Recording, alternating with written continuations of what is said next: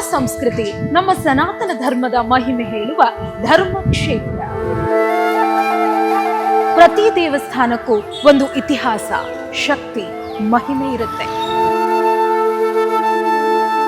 ದೇವಾಲಯಗಳ ಆಧ್ಯಾತ್ಮಿಕ ಶಕ್ತಿಯನ್ನ ನಿಮ್ಮ ಮುಂದೆ ತರುವ ಕಾರ್ಯಕ್ರಮವೇ ಧರ್ಮಕ್ಷೇತ್ರ.